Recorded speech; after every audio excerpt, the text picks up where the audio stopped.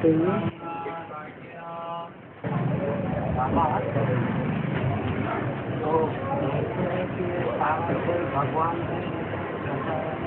है सारा खेल। हाँ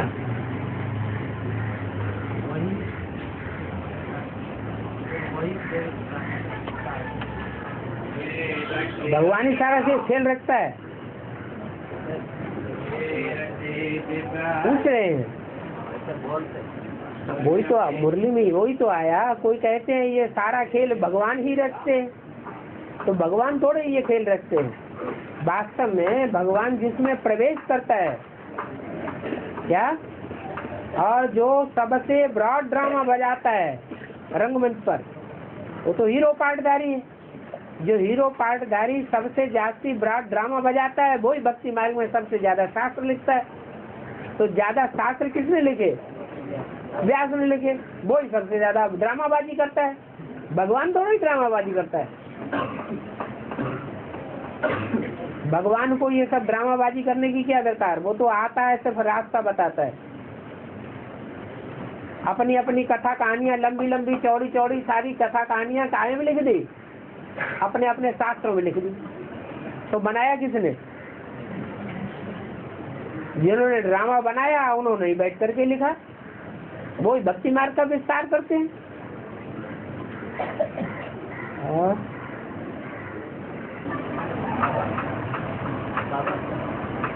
के चित्र में सत्ययुग में पहले राधा कृष्ण का फोटो दिखा है, उसके बाद में लक्ष्मी नारायण।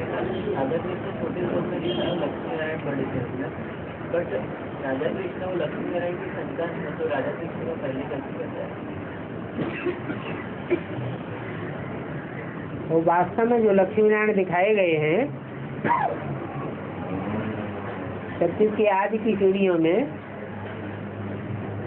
वो लक्ष्मी नारायण दिखाए गए हैं जिन्हें संगम युग नर नारायण कहा जाता है। इसलिए कृष्ण को भी बड़ा रूप में दिखाया गया है। और उनकी जो पैदाइश है वो सत्ययुग में होती है, पहले जन्म में। तो उनको दिखाया है छोटे बच्चों के रूप में। ऐसे ही लक्ष्मी नारायण के चित्र में भी है, पहले नर नारायण, फिर उनके बच्चे राधा कृष्ण।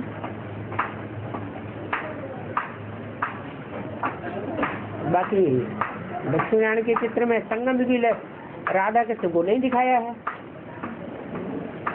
और जो सीढ़ी का चित्र है उसमें संगम युगी राधा कृष्ण को पहले दिखाया है, फिर बड़े होने पर लक्ष्मी नारायण दिखाया है, फिर उनके बच्चे राधा कृष्ण दिखाए हैं। हाँ जी।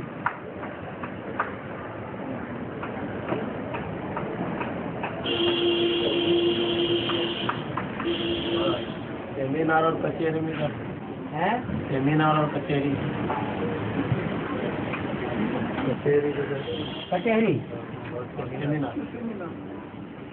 कचहरी का मतलब यह है कि कोई बातें उल्टी पलटी करते हैं, फिर उन बातों को लेकर के आपस में लेन देन करते रहते हैं। इसने ऐसा किया, ऐसा कहा, वैसा कहा, ऐसा तो ठीक नहीं कहा, वैसा ठीक नहीं कहा, वो हो गई कचहरी। और सेमिनार तो जैसे कॉन्फ्रेंस होती है ऐसे सेमिनार होती है।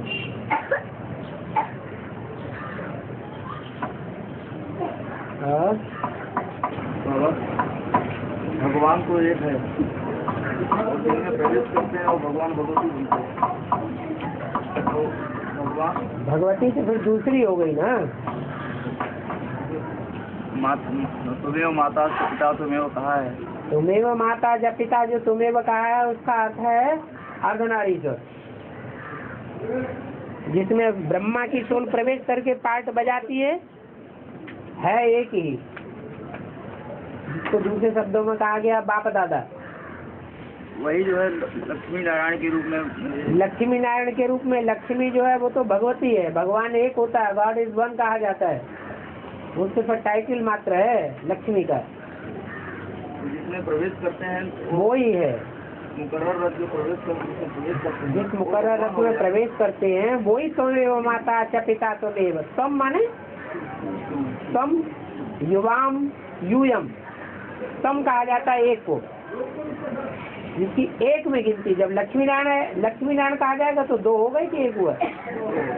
हाँ, तो गॉड फादर नहीं कहा जा सकता। गॉड इज वन और वो ही फादर है, लक्ष्मी को फादर नहीं कहेंगे। भगवान भगवती की जो उपाधि है वो उपाधि है मात्र, लक्ष्मी नारायण को उपाधि नहीं है ना, उपाधि है मात्र, असली नहीं है।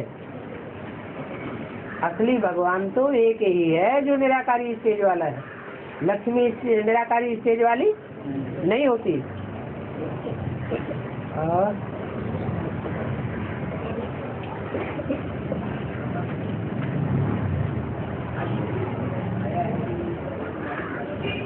जोर से बोलो।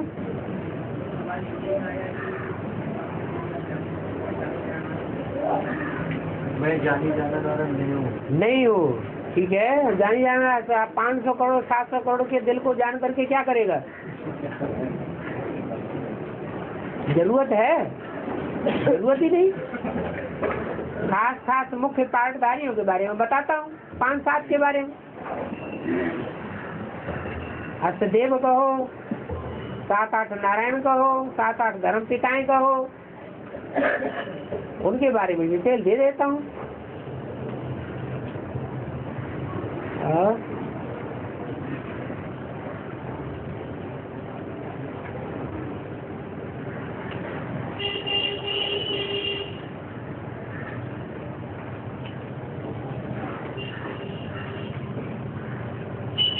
बाबा व्यास का पाठ कितना है?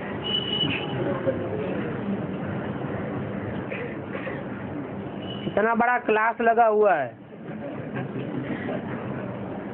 दी माने विशेष और आत्मा में बैठ जाए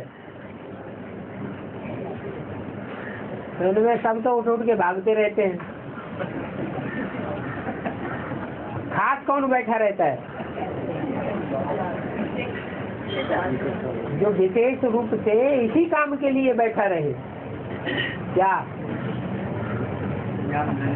हाँ, उसका नाम पड़ गया शास्त्रों में व्यास, और व्यास की भी गद्दियां चली है। एक व्यास ने शरीर छोड़ा तो उसका जो चेला गद्दी पर बैठा उसका नाम व्यास रख दिया। फिर गद्दी का ही नाम रख देते, व्यास गद्दी। जो भी बैठेगा उसी का नाम व्यास। ये तो शंकराचार्य का है? नहीं, शंकराचार्य की व्यास गद्दी नहीं, व्यास। हाँ। जो भी गद्दी जो बैठेगा वो शंकराचार्य बनेगा।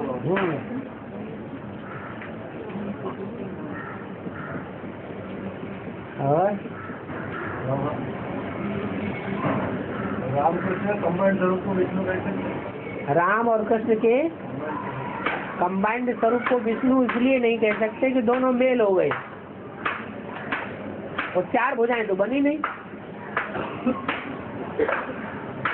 एक कृष्ण की भुजा आत्मा रूपी सहयोगी और एक राम की आत्मा रूपी सहयोगी, तो 2 ही भुजाएं तो बनी। और विष्णु को तो 4 भुजाएं चाहिए, तो उनकी सहयोगी शक्तियां भी लेनी पड़े। उनके जीवन काल में जिसने उनको सबसे जास्ती सहयोग दिया वो भी चाहिए।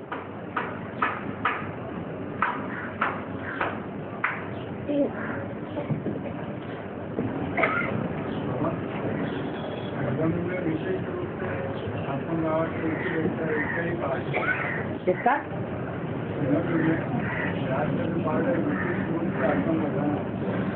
संगम युग में भक्तों का पाठ नहीं होता है। शास्त्र लिखना करना ये व्यास का काम है।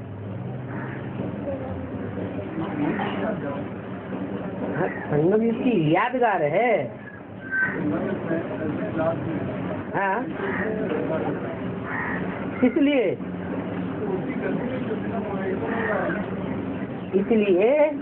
इसलिए वो बैठता है कि उसको तो समझाना है, शास्त्र नहीं लिखना है। बैठते हैं ना, गद्दी में बैठते नहीं है। ब्रह्मा बाबा के जाने के बाद क्या बैठे नहीं? आपको व्यास नहीं कर सकते हो? है ब्रह्म भाव को व्यास नहीं कहेंगे, लेकिन जब तक जानकारी नहीं है तब तक उनको क्या समझा? उनके मुकाबले कोई और ज्यादा है बैठ करके समझाने वाला था बच्चों को? कोई नहीं था, तो उन्हीं को मानना पड़े।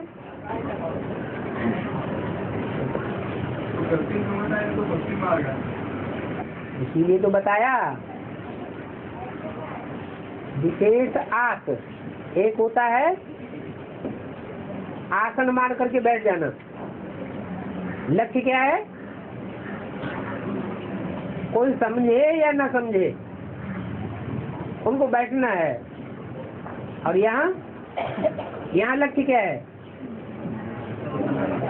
यहाँ तो समझाना है।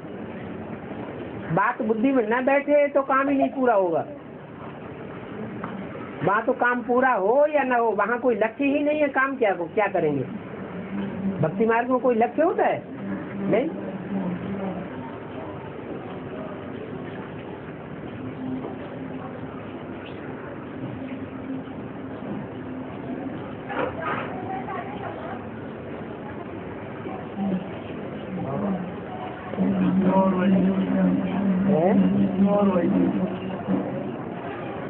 जैसे महालक्ष्मी कहते हैं,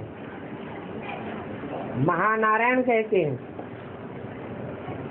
महानारायण में पुरुष आगे और महालक्ष्मी में स्त्री चोला आगे। ऐसे विष्णु और वैष्णवी, विष्णु में पुरुष चोला आगे है और वैष्णवी में दोनों स्त्री चोले आगे हैं। बाकी ऐसे नहीं कि वैष्णवी कोई विधवा है।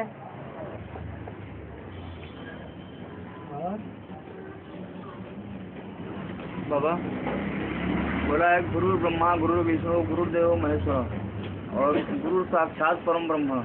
तो एक परम ब्रह्म मतलब निराकार शिव की बात हो गई। वो तो ब्रह्म को ही भगवान समझ लिया है, यहाँ जो ज्ञान की बात है इसलिए परम ब्रह्म कह देते हैं। हमें तो पता है ब्रह्म तो रहने का स्थान है, ब्रह्म कोई भगवान नहीं है। इसलिए गुरु ब्रह्मा, गुरु जो होगा वो साकार होगा या निराकार होगा? गुरु तो होता ही है साकार। तो वो श्लोक उन्होंने बनाया है वो तो अपने दृष्टिकोण से बनाया है। अब हमको समझ में आता है कि गुरु ब्रह्मा वो नीची स्टेज में साकार दुनिया की ओर, गुरु विष्णु वो भी मध्य की स्टेज है, गुरुदेवो महेश्वर महाईश्वर। ईश्वर माने ब्रह्मा ने भी ब्राह्मणों को कंट्रोल किया, वैष्णवी भी कंट्रोल करती है, लेकिन ब्रह्मा को भी और विष्णु को भी सबको कंट्रोल में करने वाला ऊपर है तीसरा तबक्का, वो महाईश्वर कहा जाता है।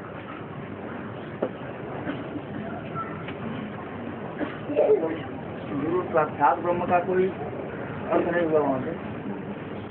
ब्रह्म तो है ही नहीं भगवान। साक्षात भगवान जो है वो महाईश्वर के द्वारा ही भगवान साक्षात को, साक्षात माने सामने। जैसे अभी कहते हैं कि ध्यान मूर्ति शिव, वो उन्होंने तो चार दिखा दिए। मूर्ति शिव इन तीन मूर्तियों के द्वारा ही प्रत्यक्ष होते हैं। हाँ जी। तो जो शिव की सुप्रीम सोल जो शिव है वो तो इन तीनों से ऊपर हो गए ना बाबा। ऊपर और नीचे तब कहाँ होता है? साकार लोक में या निराकार लोक में? साकार लोक में होता है। तो फिर तो ब्रह्म लोक कहाँ से चले? तीनों की रचना करने वाले तो वही है। रचना साकार दुनिया में होती है या निराकारी दुनिया में होती है? रचना माने जो चीज पहले नहीं थी। बात तो सारी साकार में ही हो रही बाबा। हाँ, तो साकार में जब बात हो रही है तो ब्रह्म लोक की बात ही उड़ा दो। रचना है तो साकार दुनिया में है, रचयिता है तो साकार दुनिया में है। रचना और रचयिता का संबंध ही साकार दुनिया का है। निराकारी दुनिया का ये खेल ही नहीं है। रचना और रचयिता का शक्ति ही नहीं है निराकारी दुनिया में। संसरण ही नहीं है, संसार ही नहीं है।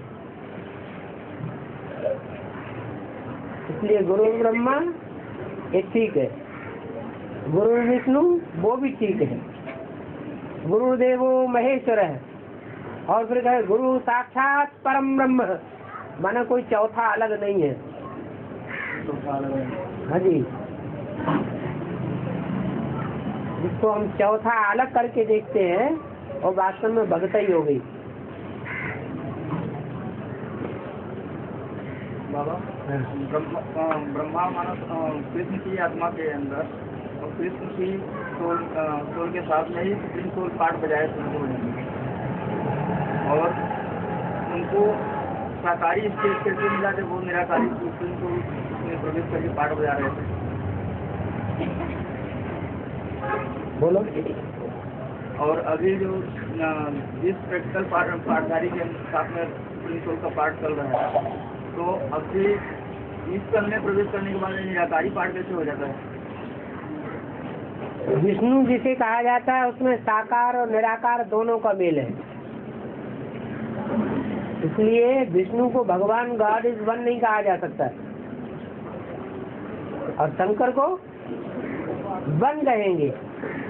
और वहीं कृष्ण को भी गॉड इज, वो तो भक्ति मार्ग की बात है।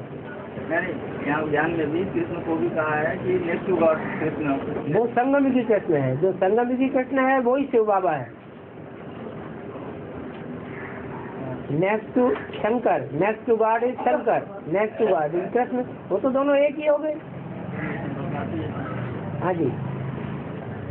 बाबा, तो आपका जो निराकारी, निर्विकारी और निरंकारी पाठ बचता है, ये एक ही तन के द्वारा कहेंगे या ब्रह्मा के द्वारा जो पाठ चला उसको भी इसमें शामिल करेंगे? ब्रह्मा के द्वारा जो निर्विकारी पाठ चलेगा उसमें हाथ फेरे के होने की कोई गुंजाइश है?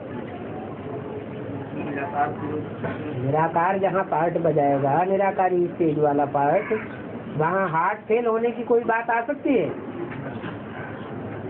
हार्ट फेल विकारियों का होता है या निर्विकारियों का होगा? जितनी जितनी आत्मा निर्विकारी स्टेज में स्थिर होने वाली होगी उतनी वो हार्ट में पावरफुल होगी। निराकारी स्टेज क्यों नहीं बना होगा? है निराकारी स्टेज क्यों नहीं बना? वो तो माँ का पार्ट है, माँ कोई निराकारी बनती है क्या? माँ होती है साकार, माँ माने धरणी, बाप होता है बीज माने निराकार। बीज जितना सूक्ष्म उतना पावरफुल, और धरणी जितनी विस्तार वाली उतना ही अच्छी मानी जाती है। माता की कैटेगरी है, जगदम्बा को भी, जगदम्बा ही माता है, वही धरणी का पार्ट है। 5 तत्वों में मुख्य तत्व ही है जगदम्बा।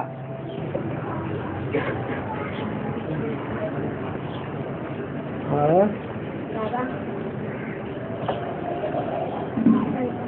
काली जी शंकर जी के ऊपर क्यों पैर रखे हैं? क्यों रखे हैं? भूल गई इसलिए रख दिया, भूल से रख दिया। कोई किसी की बेइज्जती कर देता है, फिर बाद में याद आता है हमने ये क्या किया।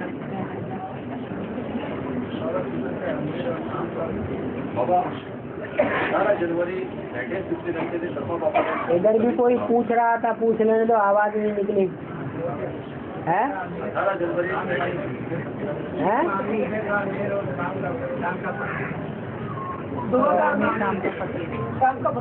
सुबह का अमीर और शाम का फकीर। सुबह कहा जाता है सवेरे को, सवेरा अर्थात सतगुरु की सवेरा बेहद का, और शाम माना कलयुग का अंत, आखिरी जन्म में। और नारायण वाली आत्मा सुबह को अमीर होती है और शाम को कलयुग अंत में फकीर बन जाती है, हद में भी और बेहद में भी। हाँ जी। बाबा ने शरीर छोड़ा 18 जनवरी 69 के दिन, अव्यक्त संदेश में पहले जो सेंटेंस आई थी कि साकार ब्रह्म में आदि से लेकर अंत तक पाठ बजाने का कार्य लिखा हुआ है, तो जो अव्यक्त हुआ वो किससे साकार कैसे बने? लेकिन अव्यक्त संदेश में पहले सेंटेंस आया कि साकार ब्रह्मा में आदि से लेकर अंत तक पाठ बजाने का कार्य लिखा हुआ है, तो अव्यक्त ब्रह्मा फिर साकार तो ब्रह्मा तो साकार ही होता है, निराकार कहाँ होता है? लेकिन लिखे वालों के मुताबिक तो अव्यक्त हो गया, तो फिर वो साकार वो ब्रह्मा जो है, जो सेकेंडरी या तीसरे नंबर का ब्रह्मा कहें, वो तो अव्यक्त हो गया। लेकिन वास्तव में जो असली पहला नंबर का ब्रह्मा है वो कहाँ कहे, ये थोड़े कहेंगे कि वो शरीर छोड़ के अव्यक्त हो गया।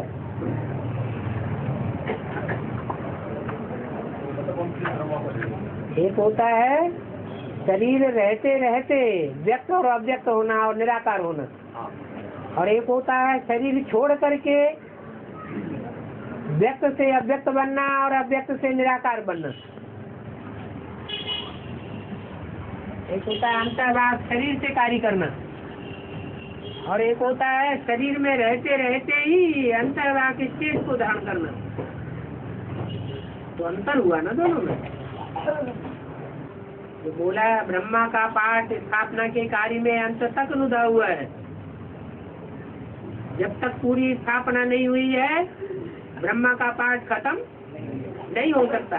इसका मतलब साकार प्रजापिता ब्रह्मा की बात है या जो शरीर छोड़ गया उसकी बात है? जरूर साकार की बात है।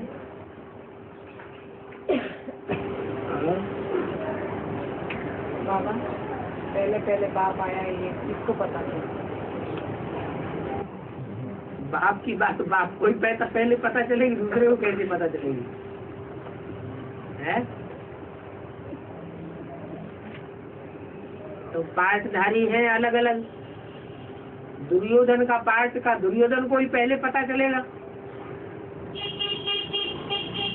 रावण के पाठ को रावण ही पहले जानेगा। अपने अपने पाठ को आत्मा अपने आप स्वयं जानेगी कि कोई दूसरा जानेगा या बाप बतावेंगे?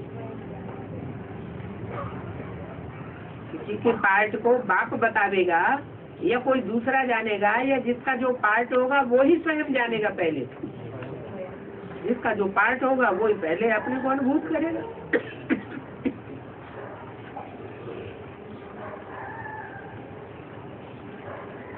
ज्ञान के आधार से ही करेगा, ज्ञान के ही आधार से करेगा।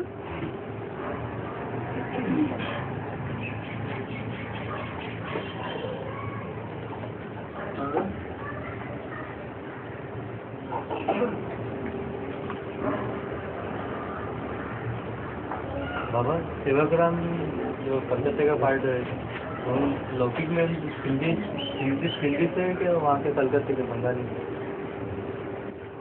बंगाली ब्राह्मण थे, वो सिंधी ब्राह्मण थे तो ब्राह्मण ही। बाबा कनेक्शन में आए जब उन्होंने पश्चिम के ब्राह्मण अपनी कन्याओं को पूर्व साइड में देना पसंद करते रहे और देते रहे। और कास्ट को तो बहुत महत्व दे रहे हैं। कास्ट भले हो, कास्ट नीची कास्ट का जो उसके नीची कास्ट की कन्या होती है, ऊंचे कास्ट का वर होता है। हाँ जी,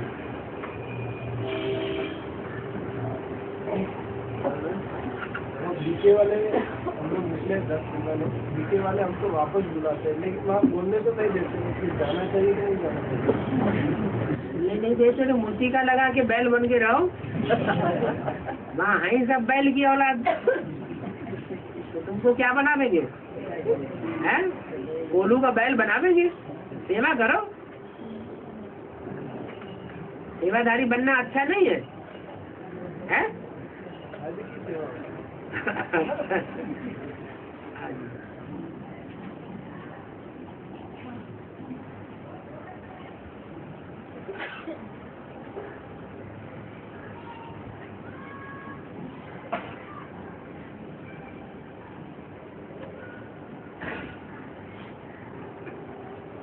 जल्दी शांत हो गए, क्या बात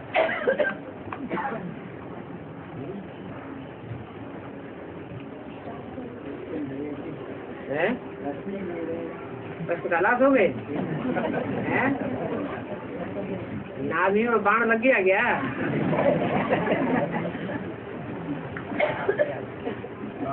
है? अयम निजा करोगे तिगुना लघुचेष्टाम। हैं? एक श्लोक है, अयम निजा करोगे तिगुना लघुचेष्टाम उदार चरिता नाम या वो सदैव कुटुंब। ये हद के लिए है या बेहद के लिए? क्या क्या अर्थ बताओ, क्या कह रहे, क्या कह रहे? संस्कृत में एक श्लोक है, अयम निजा करोगे तिगुना लघुचेष्टाम उदार अरे चरिता हिंदी में बताओ, सब लोग जाने। हाँ,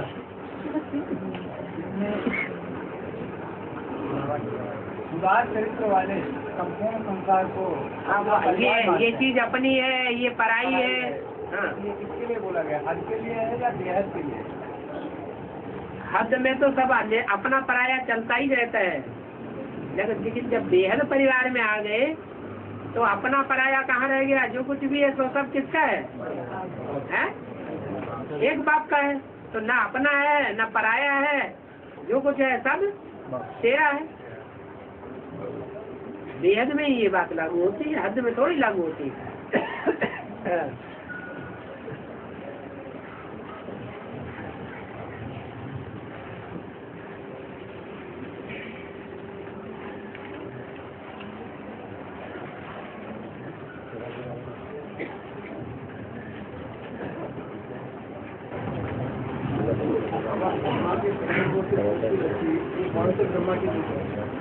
है? ब्रह्मा के संकल्पों से सृष्टि रखी है, ये कौन से ब्रह्मा की है? संकल्प चलाने वाला ब्रह्मा कौन सा होता है? है? मनसा चलाने वाला ब्रह्मा कौन सा है जिसकी मनसा तीखी होती है? एक है दादा लेखराज, उनकी मनसा तीखी थी। जिसकी मनसा तीखी होती है उसे मनुष्य कहा जाता है। मनसा तीखी नहीं होती है तो उसको जानवर कहा जाता है। जो मन से काम करे, मन बुद्धि से काम करे, उसे क्या कहा जाता है? मनुष्य। और जो मन बुद्धि से काम न करे वो जैसे क्या हो गया? जानवर हो गया। तो बैल का उपाधि किसको मिली है? ब्रह्मा को बैल की उपाधि मिली। तो ये इसलिए मिली, मनसा का उपयोग किया नहीं किया, इसलिए बैल की उपाधि मिली।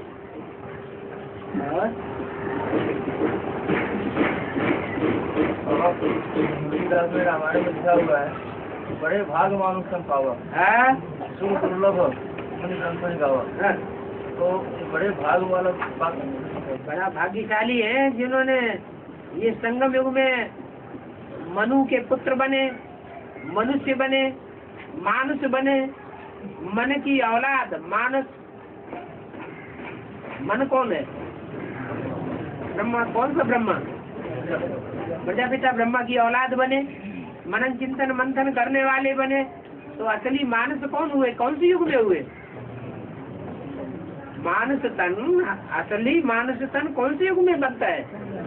संगम युग में बनता है। और युग में तो मानस तन है ही नहीं। मानस तन गुण ज्ञान निधान, गुणों का और ज्ञान का निधान है। तो ज्ञान होता ही कहाँ है? संगम युग में ही ज्ञान होता है।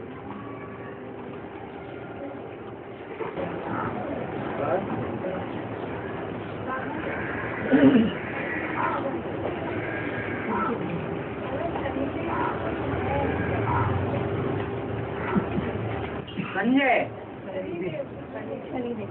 शनिदेव याद आ रहा है। 7 ग्रह हैं, 7 नारायण हैं। उनमें जो सबसे निम्न कोटि का देवता बनता है वही शनिदेव कहा जाता है। पहला दिन कौन सा माना जाता है? हिंदू में सोमवार माना जाता है और अंग्रेजों में रविवार। तो उनका आखिरी दिन कौन सा हुआ? शनिदेव।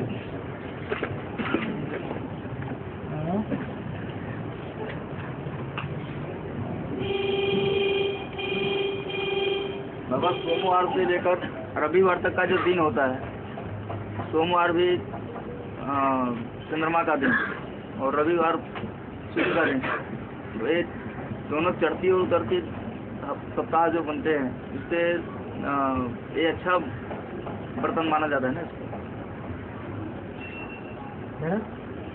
माना जो सप्ताह जहाँ से शुरू होता है वो भी अच्छा दिन, और जहाँ सप्ताह खत्म होता है। अंग्रेज लोग कहेंगे क्या संडे से शुरू होता है, हिंदू लोग कहेंगे सोमवार से शुरू होता है। लेकिन जो सनातन परंपरा है, परंपरा के हिसाब से शुरुआत तो सोमवार से करते हैं। हाँ, अंग्रेजों का संडे से करते हैं। और उस तरह से सारे धर्म वाले अपने अपने तरीके से करते हैं, वो अलग बात है। हाँ, लेकिन जो जैसे एक चक्कर है, 7 दिन का चक्कर घूमता ही रहता है, एक के बाद एक के बाद एक। ऐसा पहला कौन सा है, जिसको जो अच्छा लगे वही पहला है।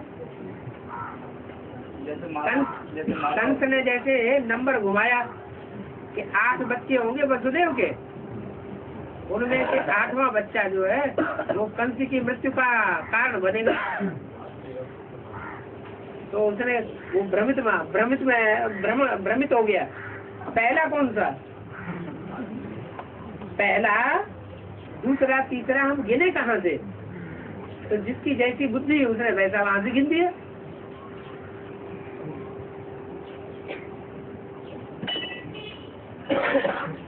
धर्म की बात है। इस्लामियों की बुद्धि और देवताओं की बुद्धि, एक है व्यभिचारी बुद्धि और एक है अव्यभिचारी बुद्धि। कौन कहाँ से गिनेगा? अपनी जो अव्यभिचारी बुद्धि होगी वो तो ऊपर से ही गिनेगा, और व्यभिचारी बुद्धि होगी तो उनका तो नंबर ही नीचे होता है हमेशा। सनातन धर्म होता है, भगवान ने स्वयं इसकी व्यवस्था बनाई है सारी, और इस्लामियों ने बनाई है। जो काम को स्वयं भगवान करते हैं वो काम उत्तम माना जाता है। ठीक है, तो जो वर्ण व्यवस्था उन्होंने बनाई है, जो व्यवस्था धर्म को उन्होंने दी है, उसके आधार पे जो सनातन धर्म बना है, यही सनातनी व्यवस्था जो है सारे सभी इसी का नकल करते हैं लोग। ठीक है, सभी कहाँ करते हैं नकल? सभी करते हो तो नकल करने वालों की संख्या अच्छे लोगों की होनी चाहिए। यही तो बात है, सभी अच्छे की नकल नहीं करते, बुरे संसार में ज्यादा होते हैं। बाबा मुरली में बोलते हैं कि जो बाप आकर के जो भी वाणी चलाते हैं, जो दूसरे धर्म गुरु निकलते हैं, वो लोग जो है इसी को तोड़ मरोड़ कर अपने हिसाब से इसको अपने धर्म अनुयायियों को जो है बताते हैं। तो जो बाप ने व्यवस्था दी है चलने चलाने की, वो व्यवस्था के तोड़ मरोड़ करके उन लोगों ने अपनी व्यवस्था बनाई। अच्छा, ये कहें कि बाप ने जो व्यवस्था बनाई उस व्यवस्था को मानने वाले श्रेष्ठ कितने हैं, और उसके अलावा निष्कर्ष की लिस्ट में कितने हैं?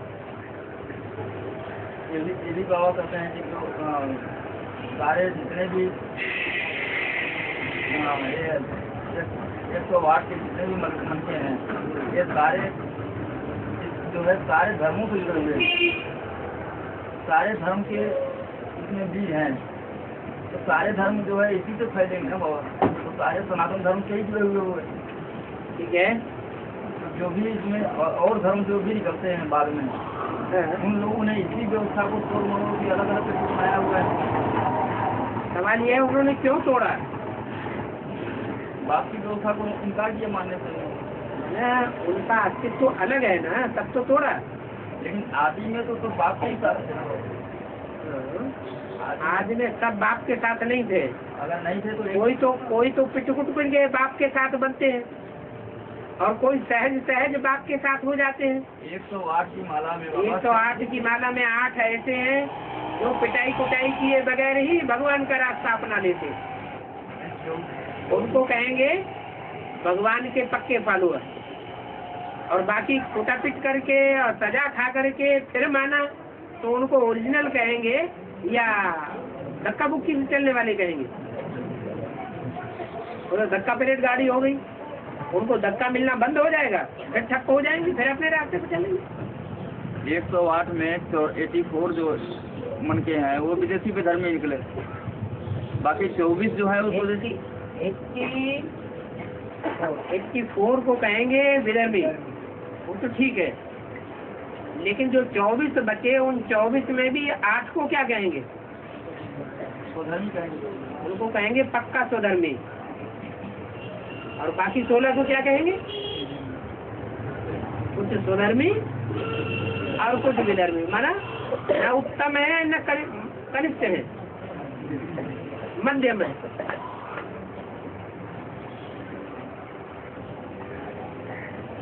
तो जो जगदम्बा है बाबा, वो प्रजापिता के साथ में माला के एक छोरे में प्रजापिता और दूसरे छोरे में जो है जगदम्बा। तो माला का पहला मणका एक और लास्ट मणका दूसरा, लेकिन दोनों ही बाप को प्रिय है, दोनों ही बाप के नजदीक है समान रूप से। तो जगदम्बा को भी जो है सनातन धर्म का ही कहेंगे ना, क्योंकि वो जो है विदेशी विधर्मियों की तरफ से जुड़ी हुई है। इसलिए कि एक तो होता है पाप ऐसा जो खुद किया जाता है, और एक पाप ऐसा किया होता है जिसे खुद नहीं करता है आदमी, दूसरे उसको प्रेरित करते हैं, बरगलाते हैं। तो दोष बरगलाने वाले का कहा जाएगा या जो बरगलाया गया उसका दोष कहा जाएगा? लेकिन बाबा कहते हैं कि जो जगदम्बा ही ऐसी है कि जो सबसे ज्यादा बाप का साथ लिया है। एक होता है समझ करके साथ लेना, और एक होता है कोई ने धक्का दिया, पुश किया, जैसे दिल्ली की माताओं के लिए बोला है। पंजाब की धरनी आगे तो गई, लेकिन दिल्ली की माताओं ने पुश किया और आगे गई, तो अंतर तो पड़ जाता है ना इसमें। एक होता है अपनी स्वेच्छा से कार्य करना, और एक ऐसा दूसरों के धक्का दे करके, धक्का खा करके फिर आगे बढ़ जाना। तो स्थायी कौन सा रहेगा? जो अपनी इच्छा से अपनी स्वेच्छा पूर्वक आगे बढ़ेगा वो ज्यादा स्थायी रहेगा। कितना सोने में तो आगा हो जाता है, अपनी स्वेच्छा से अपनी समझ के आधार पर आगे बढ़ता। ये बात लक्ष्मी के लिए लागू नहीं होता है। लक्ष्मी जो है भारतवासी पक्की है, क्योंकि मुरली में बोला है भारतवासियों को सरेंडर होने में हृदय विदीर्ण होता है। क्या? हाँ जी, क्यों हृदय विदीर्ण होता है? हैं?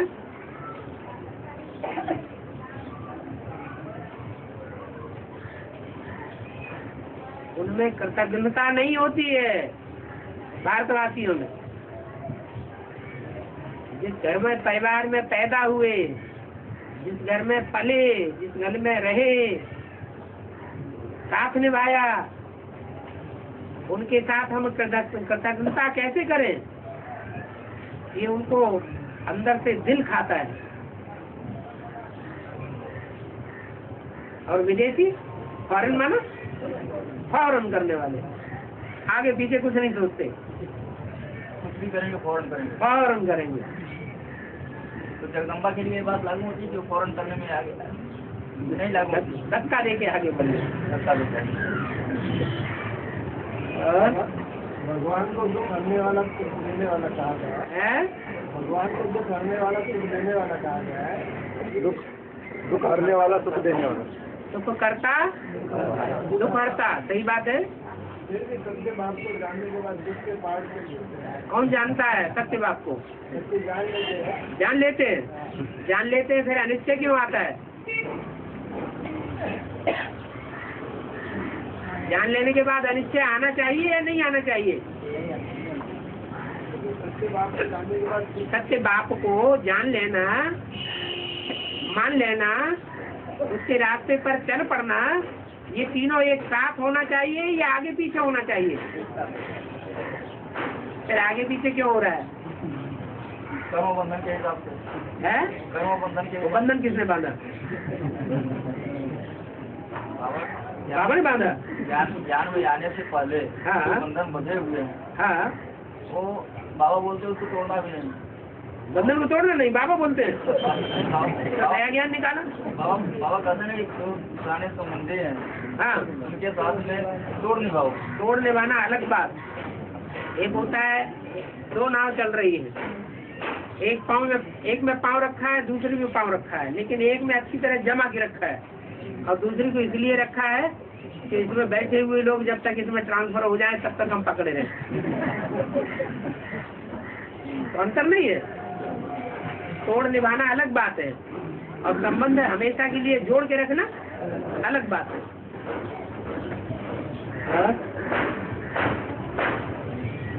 तो बाबा कन्वर्ट नहीं होते तब तक तो अपना संबंध निभाना पड़ेगा नहीं। तो कन्वर्ट नहीं होते तो पहले बुद्धि कन्वर्ट होगी कि पहले प्रैक्टिकल में कन्वर्ट हो जाएंगे? कन्वर्ट होगी तभी प्रैक्टिकल कन्वर्ट होगा। हाँ, तो वो यही बात कह रहे हैं कि जो निश्चय बुद्धि हो जाते हैं वो वास्तव में निश्चय बुद्धि होते ही नहीं है, उनकी बुद्धि कन्वर्ट नहीं हुई। इसलिए ये प्रश्न पैदा होता है कि भगवान दुख हरता सुख करता कहा जाता है, तो फिर दुख हरता क्यों नहीं, सुख करता क्यों नहीं? फिर तो वो सबको लिप्पा लगा दे एकदम।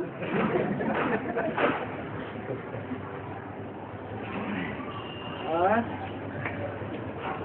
माया भी आपकी माया भी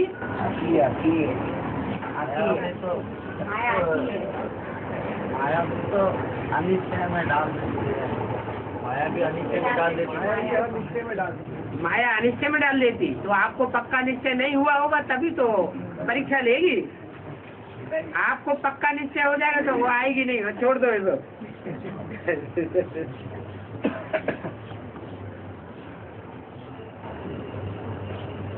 बाबा ओम राधे ने 1995 में शरीर छोड़ा और उसको अभी तक शरीर मिला नहीं है, तो अभी ऐसी बहुत सारी आत्माएं होंगी जिनको अभी तक शरीर नहीं मिला होगा, इतने लंबे समय तक वो बिना शरीर रह सकते हैं।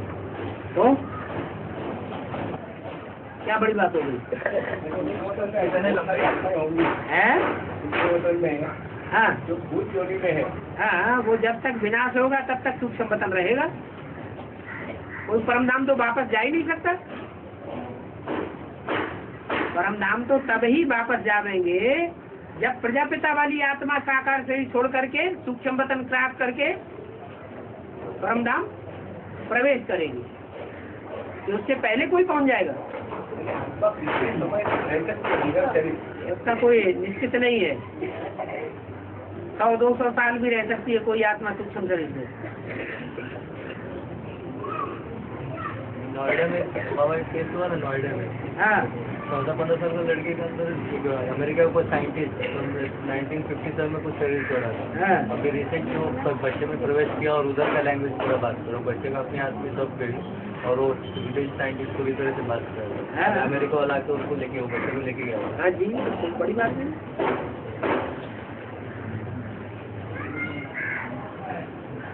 सबसे सहज पुरुषार्थ ज्ञान मार्ग में आगे बढ़ने का है? सबसे सहज पुरुषार्थ हाँ, वर्तमान समय पर कौन सा है? वर्तमान समय सबसे सहज पुरुषार्थ कौन सा है? अपन को आत्मा समझ बाप को याद करना है। इतना सहज पुरुषार्थ।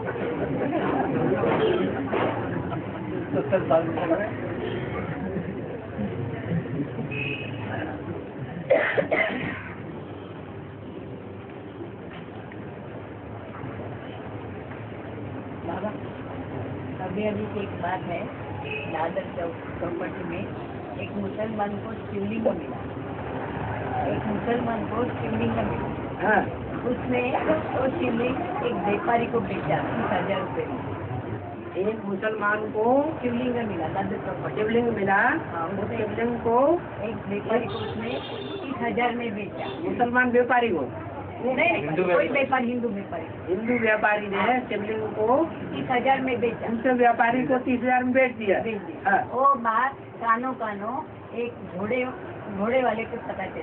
हाँ वो घोड़े वाला आया और चाबुक से दोनों को खूब फटकाया, अच्छा, देने वाले को भी और लेने वाले को भी। हाँ और वो अपने हाथ में लिया और वो दादर स्मशान भूमि में शिवसेना वगैरह सब जमा हुए ना लोग, उन्होंने उसको मंदिर में रखा, स्थापना की, हाँ। उसकी पूजा की। तो अरे कोई लिंगायत संप्रदाय का होगा, कोई नहीं जाए। कड़क सिंह का फॉलोअर, शैव संप्रदाय पक्का होगा, तो उसने जब ये सुना कि ये बेचने में लगा है और ये खरीदने में लगा है तो गुस्सा आ गया।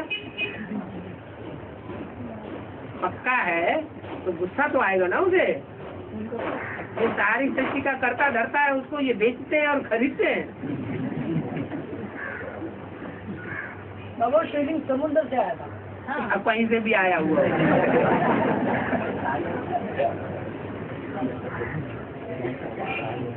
बेचने वाले ने तो इसलिए बेचा और खरीदने वाले ने इसलिए खरीदा कि उसमें उन्होंने आंक लिया कि एक अष्ट धातु का होगा या अष्ट धातुओं में से कोई धातुएं विशेष है इसमें, इसलिए हमने खरीद लिया, हम दूसरी जगह जाके ज्यादा पैसों में बेच देंगे।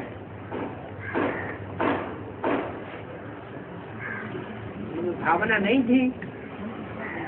नास्तिक किस्म की आत्मा है, वो आस्तिक किस्म का। उसने जब सुना तो वो क्रोध में आ गया। जो होगा तो देखा जाएगा। फिलहाल बॉम्बे का ऐसा केस चल रहा है कि बॉम्बे में यूपी वालों को भगाने के चक्कर में यूपी वाले को ऐसे क्यों हो गए? भारत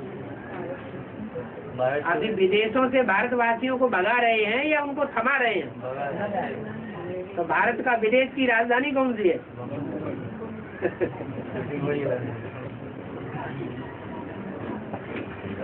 बाबा पॉइंट है कि शिवशक्ति की जितनी सारी कोई निकाल न सके, शिवशक्ति की जितनी सारी कोई निकाल न सके, निकाल न सके मुद्दे का पॉइंट है। हाँ जी। क्या वास्तव में शिवशक्ति की जितनी सारी निकाल पाएंगे या नहीं पाएंगे? जब अकेला कभी प्रत्यक्ष हो तो किसी तारीख निकाली जाए। वो अकेला कभी जन्म लेता ही नहीं।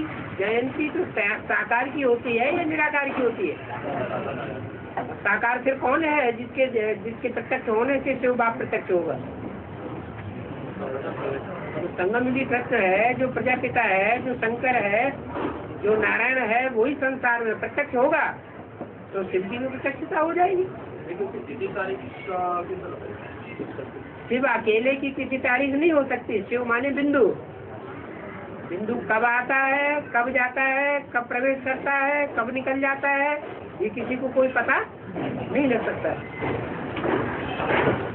तो मतलब ये कितना अधूरा रह जाएगा? क्या अधूरा रह जाएगा? किसी तारीख निकाल ले सकेंगे तो क्या? अरे जयंती साकार की होगी या निराकार की होगी? बच्चा साकार में जन्म लोगा तो उसकी जयंती मानी जाएगी, या पेट में प्रवेश आत्मा प्रवेश करती है तब जयंती मानी जाती है? पेट से बाहर आएगा तभी तो उसकी जयंती मानी जाएगी। ऐसे यहाँ भी है।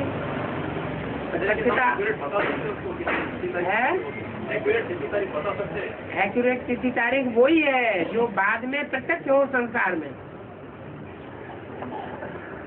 संसार में जब तक बाप साकार तन के द्वारा प्रत्यक्ष नहीं होता है तब तक तिथि तारीख प्रत्यक्ष नहीं हो सकती है। 76 है, ये तो प्रवेशता की निशानी है। वो निराकार जो है वो बीज रूप स्टेज धारण करने वालों में प्रवेश करता है। तो प्रवेशता की निशानी को प्रत्यक्षता कैसे कहते हैं? संपूर्ण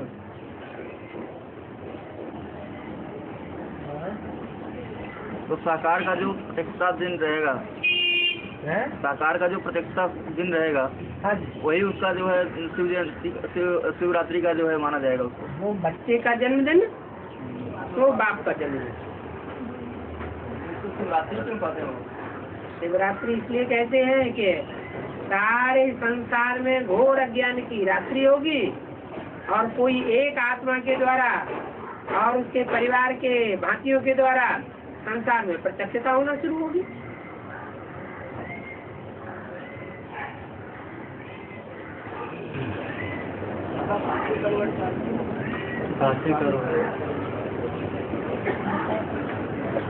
वहाँ एक ऐसा कुएं में खांडा लगा हुआ है और ऊपर एक एंगल लगा हुआ है, उस एंगल से ऊपर के गिरते हैं तो गला ही कटता है सीधा, माना मरना निश्चित है। इसको कहते हैं काशी करवट। है तो आत्महत्या, लेकिन भगवान के नाम पर भावना रख करके मरते हैं। भाव प्रधान विश्व रति राखा, इसलिए पूर्व जन्म के पाप उनके भस्म हो जाते हैं, नए सिरे फिर से तेजी से पाप करना शुरू कर देते हैं।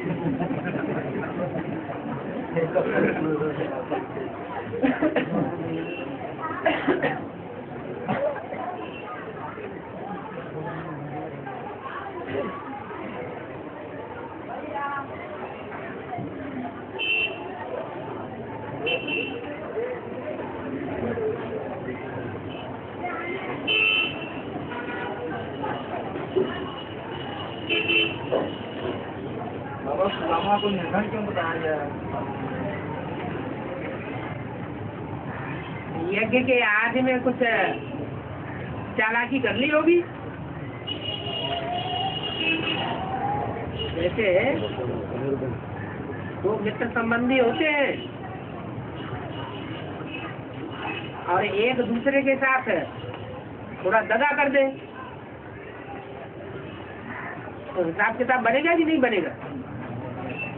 और यहाँ तो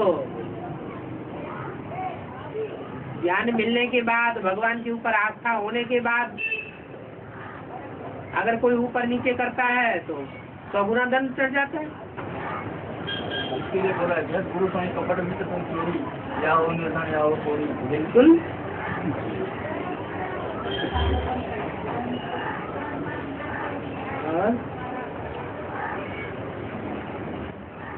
बाबा, भारतवासी समर्पित होने में हृदय विलीन होते हैं। हृदय विलीन बताएं। भारतवासी जो समर्पित होने में हृदय विलीन। हाँ, भारतवासियों का संपूर्ण सरेंडर होने में, समर्पित होने में हृदय विलीन होता है। तो समर्पण होना, बाप तो यही सिखाता है कि मन बुद्धि से समर्पण होना है। मन बुद्धि से, तन से नहीं, संबंधियों से नहीं। जिन संबंधियों के साथ जितने जीवन भर सच्चाई से पाठ निभाया है, वो ईश्वर के कार्य में पूरा अर्पण हो जाए। तो भारतवासी तो होते नहीं, नष्टो मोहा स्मृति लब्धा हो जाए। तो इसमें भारतवासी तो आगे नहीं जाते ना बाबा। भारतवासी पहले समझते हैं भगवान को या विदेशी पहले समझते हैं भगवान को? हैं? विदेशियों ने पहले समझा, तो जिन्होंने समझा ही नहीं और समझा है नहीं और सरेंडर हो जाए तो हृदय विदीर्ण होने वाली बात है ना। जिसकी बुद्धि में बात बैठ जाए उसके लिए तो सहज है, और जिसकी बुद्धि में पूरी बात बैठी ही नहीं और उससे कहा जाए कि तुम पूरे पूरे मर जाओ ईश्वरीय सेवा में, ईश्वरीय कार्य में, तो कठिन लगेगा ना। बाबा जो सरेंडर समझने के बाद सरेंडर होगा पूरा टिका रहेगा। टिका रहेगा। और जो आदि में जिन विदेशियों ने बाप को प्रोटेक्ट किया और उसके बाद फिर वो गायब हो गए, तो घटतरी हो गई, तो उनका पुरुषार्थ में कमी हो गई ना। बिल्कुल कमी हो गई।